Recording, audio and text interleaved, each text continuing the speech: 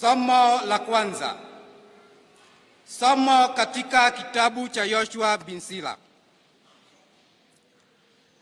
Mwanangu, utekeleze kazi zako kwa unyenyekevu, nawe utapendwa kuliko anayetoa zawadi. Kadri ulivyo mkubwa, ndivyo ujinyenyekeze, nawe utapata neema mbele za Bwana.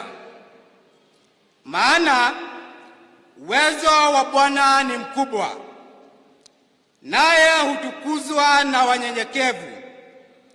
Yaliyo magumu mno usiyatafute, nayo yenye nguvu kukuliko wewe usiyachunguze. Moyo wa mwenye akili utazitafakari mithali, na sikio sikivu ni tamaa ya mwenye hekima. Neno la Bwana. Zaburi ya kuitikizana tunaongozwa na kwaya ya Kristo Mfalme.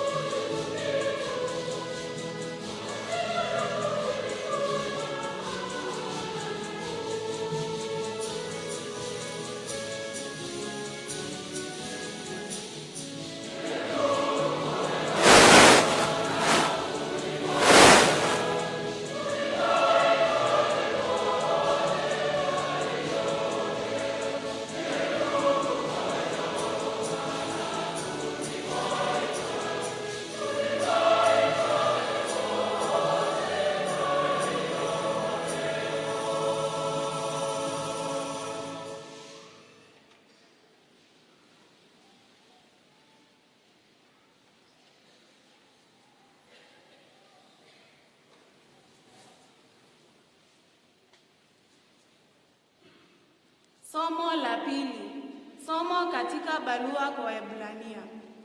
Ndugu zangu, hamjakaribia mlima uwezao kuguswa, wala moto uwakao, wala giza, wala tufani, wala mvumo wa tarumbeta, wala sauti ya maneno yaliyowasababisha wasikilizaji kuomba isiendelee kusema nao.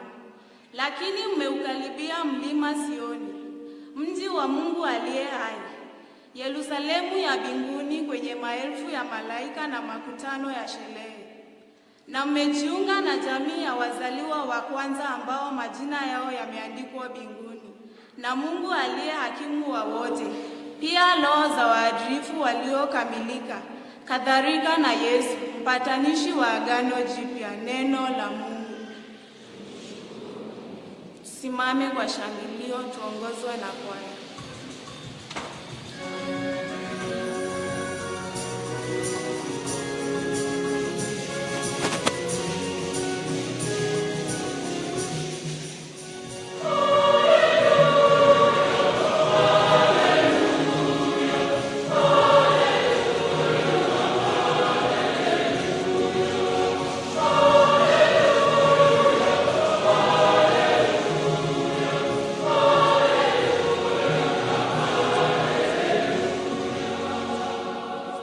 Mjitwike nila yangu na kujifunza kwangu, asema Bwana, kwa maana mimi ni mpole na mnyenyekevu wa moyo. Haleluya.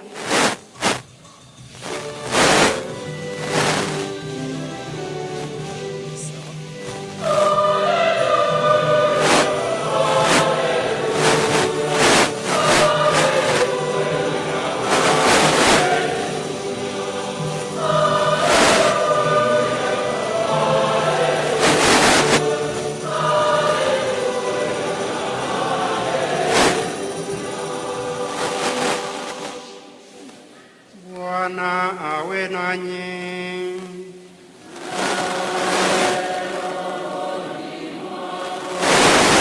Somo la Injili takatifu ilivyoandikwa na Luka.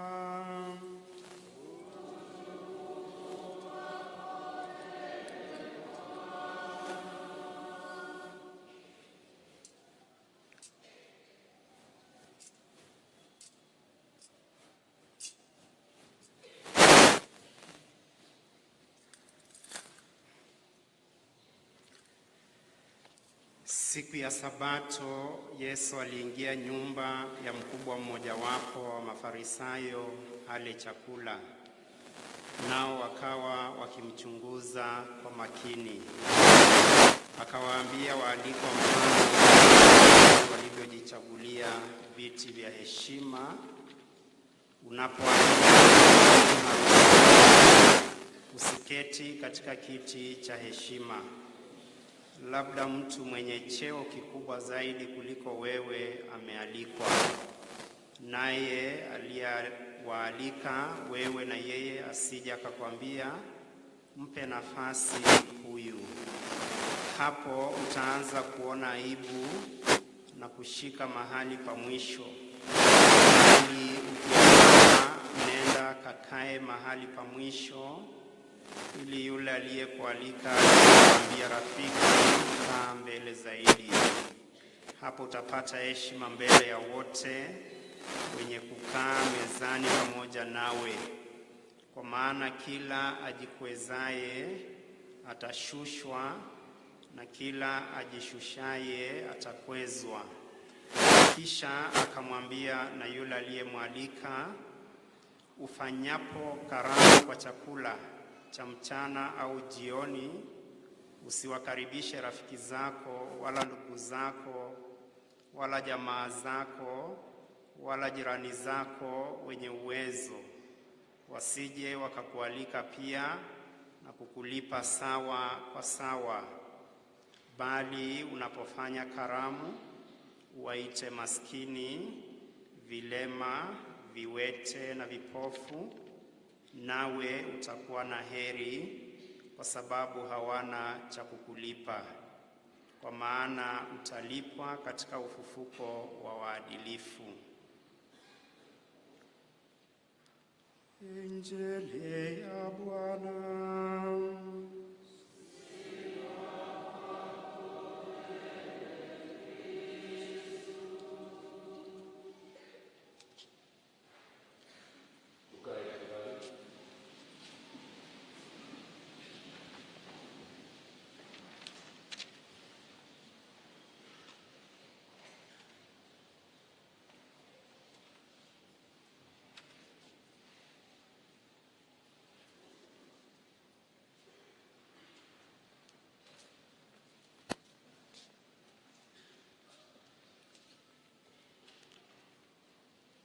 Before I proceed to say something about our readings, it is my pleasure and honor,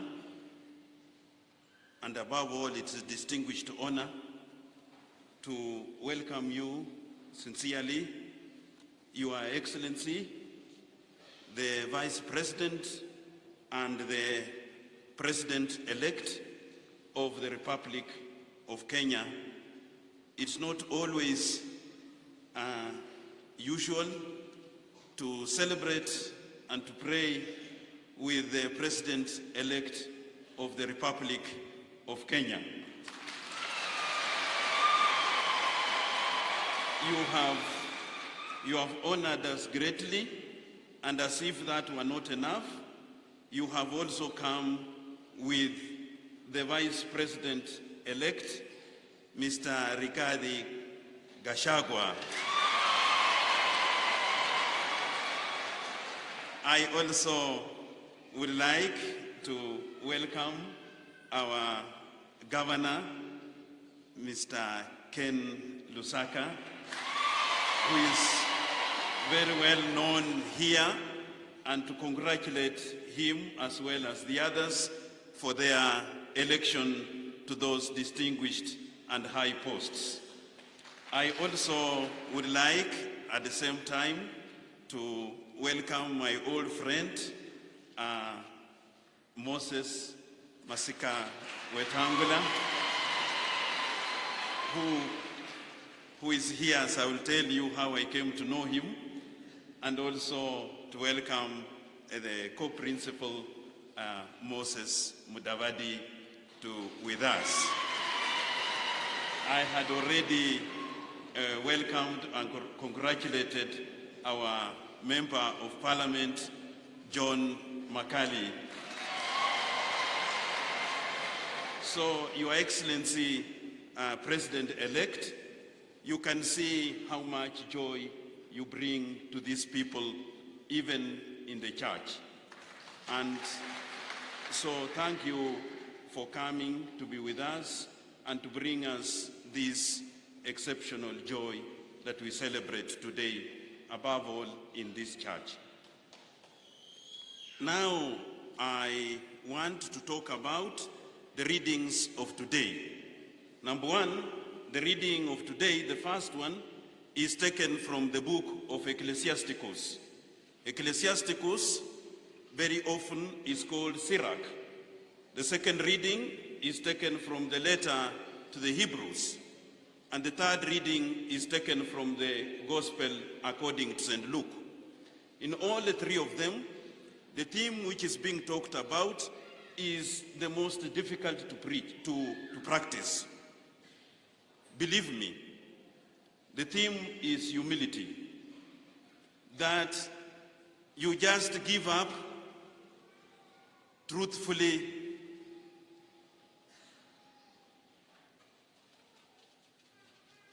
Humility, as I've said, is not easy. And it is only practiced. By practicing the virtue of humility is when you become humble. In these readings, we are given three ways or three circumstances in which we can learn how to be humble. Three circumstances where we can learn to be humble, to give other people a chance. The first circumstance is that we cooperate with each other, that we live with each other, that we work with each other. That is in the family, in the church, in places of work. That is where humility is first learned and best practiced. In those places, among ourselves, the reading tells us, hakuna tamaa.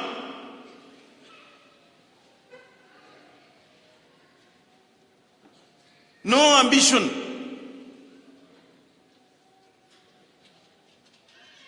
It tells us that when we are living with people, we consult, we listen, we share our views and also listen to their views.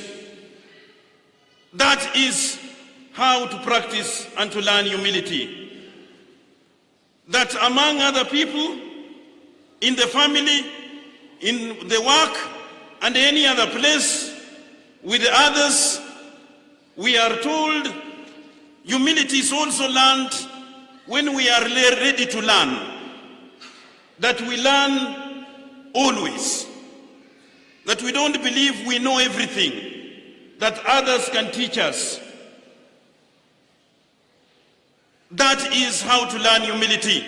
That no matter how much learned you are, how much wealth you have, how much senior you are, how much important you are, you can always learn something from others. And in the community, as a place of learning humility, this reading tells us that we also are kind enough to ask for forgiveness, to say, I am sorry, I have wronged you, and please forgive me. So among us in the community, we listen to each other. That is how to learn to be humble. We learn from others. That is how to learn to be humble. And we ask for forgiveness. That is how to learn to be humble.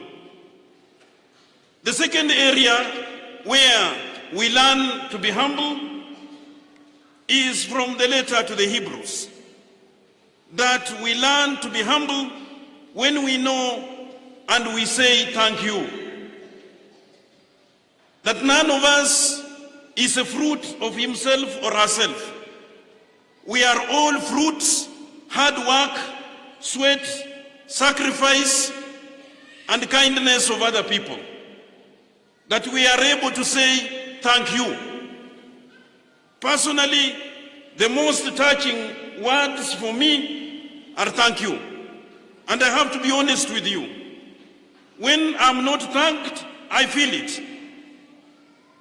Or I'm alone. Am I alone?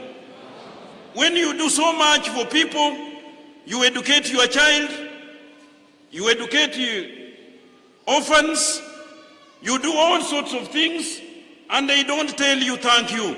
Very often, even they insult you, they say, umetufanyia nini? That hurts, isn't it? When you do that, you are not being humble.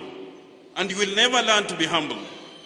That humility, today we are being told from the letter to the Hebrews, that always learn that you are better. The letter to the Hebrews tells the Hebrews that you are worse off. Now you have come to Mount Zion, to Jerusalem. That is what we are being told. That where you are is better than where you were before. Thank the Lord for it. Our distinguished senator, I met him in 2007. We were on the same flight to Ghana, and he was going to invite the then President John Kufuor to come here to solve political problems which had come about as a result of election problems. We went with him to Ghana. That is where I was working in the Vatican Diplomatic Service as the Deputy Vatican Ambassador by then. And in Ghana, I'm sure he came across that people there, if you ask anyone, how are you? They'll tell you, by God's grace.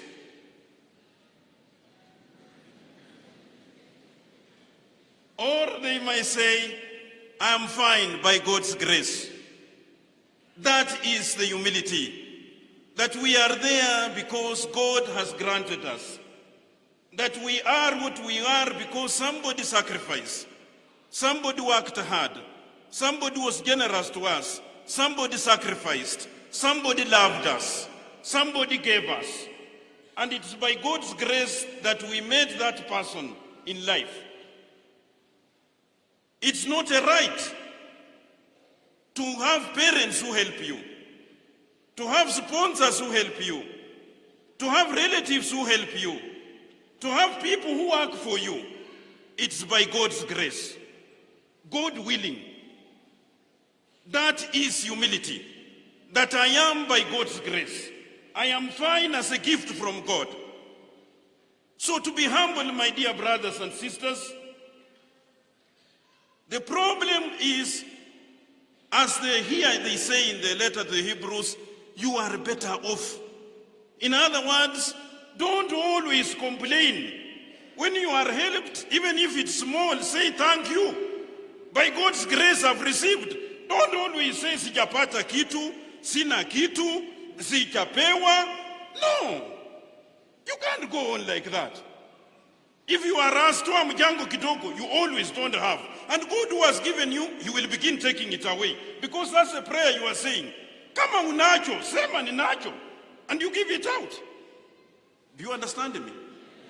There are people who always, no matter how much they receive, they are always saying, sijapata. You buy them shoes, I want those ones. You take them to the salon, I want that style. You buy them a dress, I want that one. Unatakaje?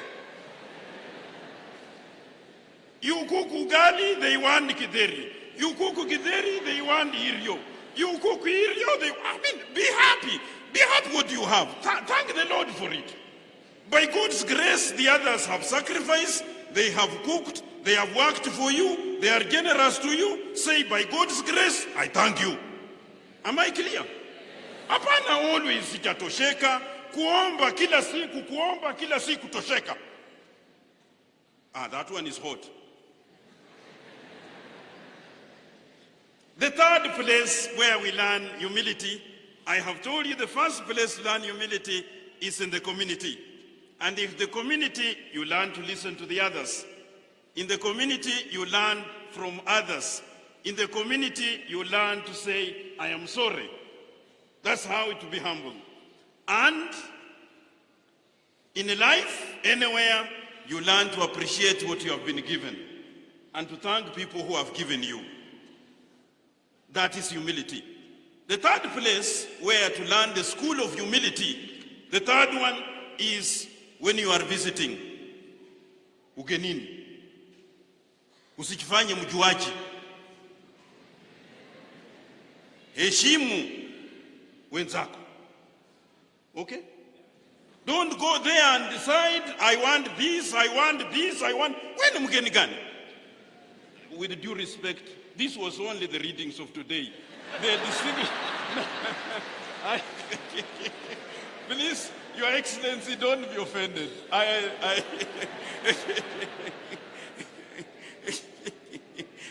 So, be generous. When you are visiting ugenini, be generous. And the generosity that is said very clearly is share with others. Share your position, share your gifts, share your joy, share your success. Wengine hata wakule. Umefanikiwa, umepiga hatua, you are success, wacha wengine hata wakule. Am I clear? That is humility. Be generous to others. Thank you.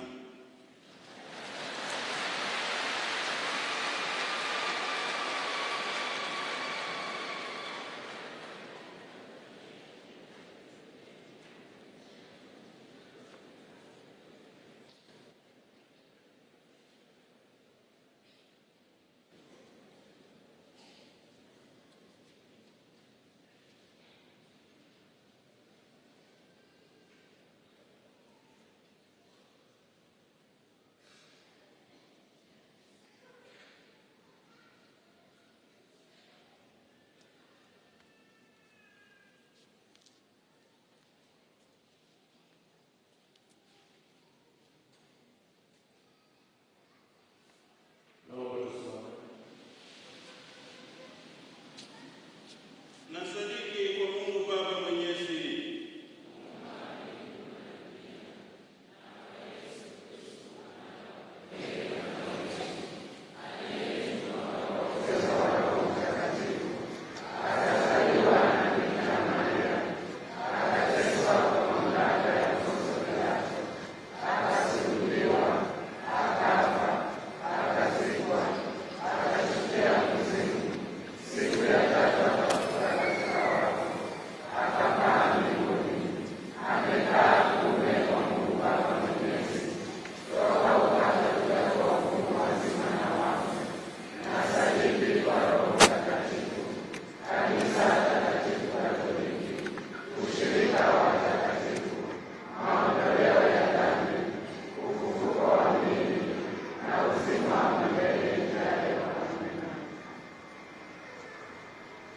ndugu zangu, tumwombe Mungu Baba Mwenyezi asikilize kwa wema sala zetu kwa ujumbe wa Yesu Kristo Bwana wetu.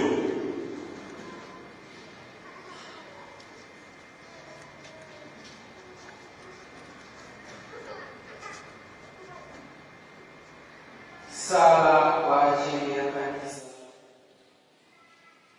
Mungu Mwenyezi wa milele, upende kulinda, kulitunza na kuliongoza kanisa lako takatifu, kuwaimarisha wachungaji wako zetu, ili waweze kuliongoza kwa busara kundi waliokabidhiwa na mchungaji mwema. Tunakuomba utusikie. Sala kwa ajili ya nchi yetu. Mungu Mwenyezi wa milele, upende kuwabariki na kuwatunza viongozi wa serikali, wawe na nguvu ya Bwana na waweze kuongoza kundi lako kwa haki na amani na kuleta mapatanisho ya ukweli. Tunakuomba utusikie.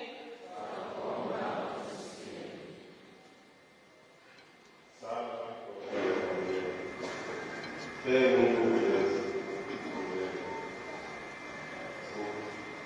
upende kuimarisha familia zetu zote, tuziwezeshe kuishi kwa upendo, amani na umoja, na kuiga familia takatifu ya Yesu Maria na Yosefu. Tunakuomba utusikie. Sana kwa ajili ya wito. Mungu Mwenyezi wa milele, shambani mwako kuna mavuno mengi, lakini watendakazi ni wachache. Twakuomba uwaite watoto wengi shambani mwako kama mapaji wapatao. Twakuomba utusikie.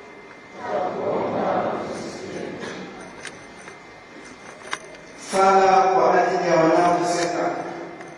Mungu Mwenyezi wa milele, tunakuomba uwaondoe magonjwa